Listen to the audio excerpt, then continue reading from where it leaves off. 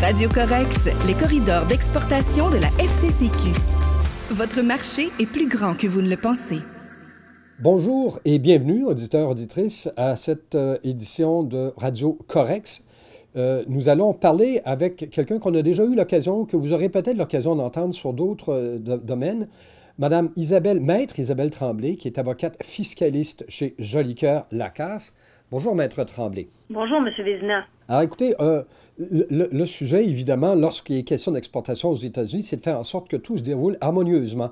Et il y a des obligations pour les gens qui veulent s'implanter, qui veulent faire une acquisition, qui veulent exporter, des obligations de conformité, et ce, même s'il n'y a pas d'impôt qui est payé, qui est payable là-bas. Alors, pourquoi c'est important d'en parler, même s'il n'y a pas de ces obligations fiscales pour une entreprise québécoise aux États-Unis? Bien, parce que, justement, les entreprises ignorent souvent qu'il y a des règles de conformité à respecter malgré une charge fiscale qui est nulle. Donc, il y a quand même des obligations dans certaines circonstances de production de formulaires, et ça, même si, comme je vous le disais, la charge fiscale est nulle pour l'entreprise. Donc, c'est important de les connaître, ces obligations-là. Est-ce qu'on peut expliquer ce qu'on entend par obligation de conformité? Ça touche quoi, par exemple? Par exemple, des obligations de conformité, c'est la production de certains formulaires.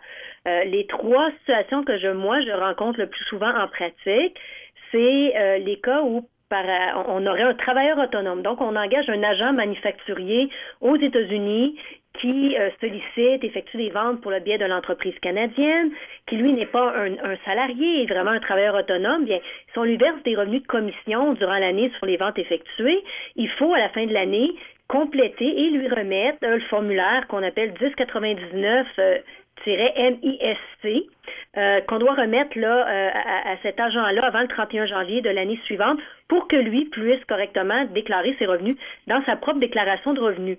Donc, même si on n'a pas d'obligation comme telle de paiement d'impôts, on doit produire ce formulaire-là. Donc, ça, c'est un des premiers que l'on voit.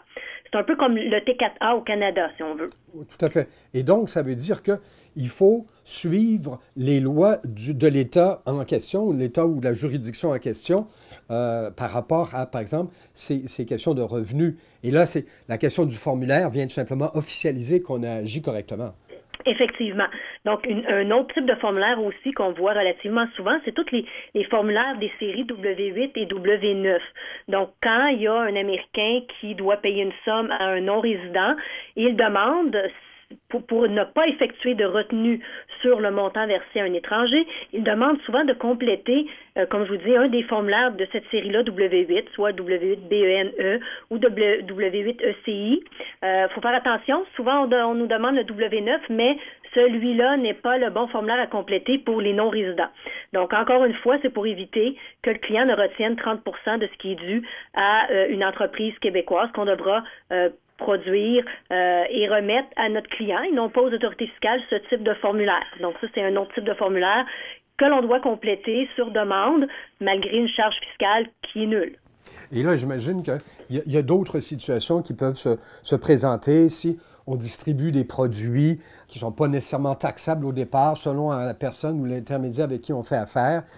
Et là, il doit y avoir au moins normaliser, j'imagine, ces relations. Et j'en profite pour dire, on vous écoute, là, ça n'est pas évident pour quelqu'un qui déciderait d'y aller par soi-même.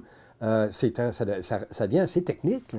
Oui, bien effectivement. C'est pour ça qu'il faut être bien accompagné lorsqu'on sort des frontières du Canada, surtout aux États-Unis, vu les différents paliers de juridiction. Mais il y en a un autre aussi, il y a la convention fiscale qui souvent, dans plusieurs circonstances, va faire en sorte qu'une entreprise, même si elle a du revenu de source américaine, est exemptée de payer un impôt aux États-Unis si elle produit certains formulaires. Mais il faut produire ces formulaires-là parce que la convention fiscale n'est pas d'application automatique.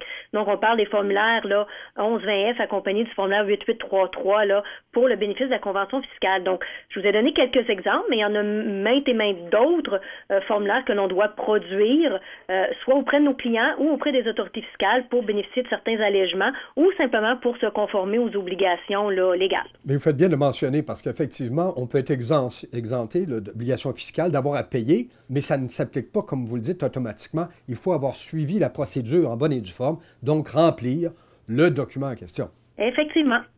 Par ailleurs, est-ce que ça arrive dans tous les cas qu'une entreprise québécoise qui fait affaire dans le nord-est des États-Unis aura des obligations fiscales. Est-ce que c'est toujours le cas? Non, pas toujours. Donc, évidemment, en fiscalité, on dit souvent que tout est une question de fait. Donc, tout repose sur le modèle d'affaires de l'entreprise.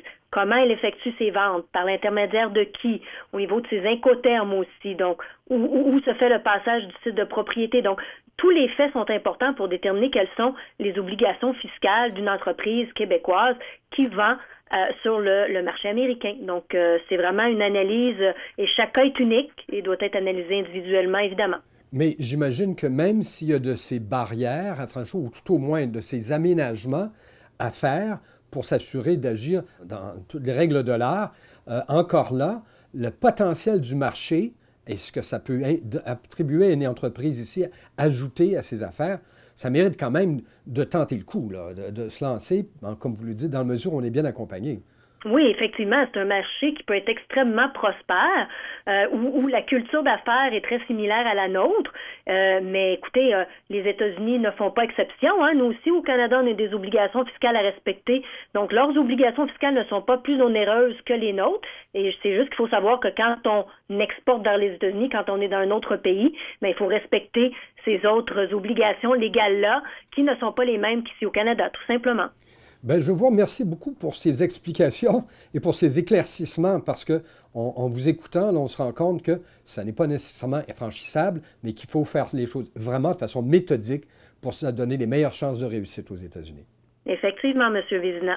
Mais Mme Tremblay, Mme Isabelle Tremblay, vous êtes avocate fiscaliste chez Jolicoeur Lacasse. Je vous remercie beaucoup et je vous souhaite une excellente journée. Merci à vous. Bonne journée également. Au revoir. Radio Corex, les corridors d'exportation de la FCCQ. Votre marché est plus grand que vous ne le pensez.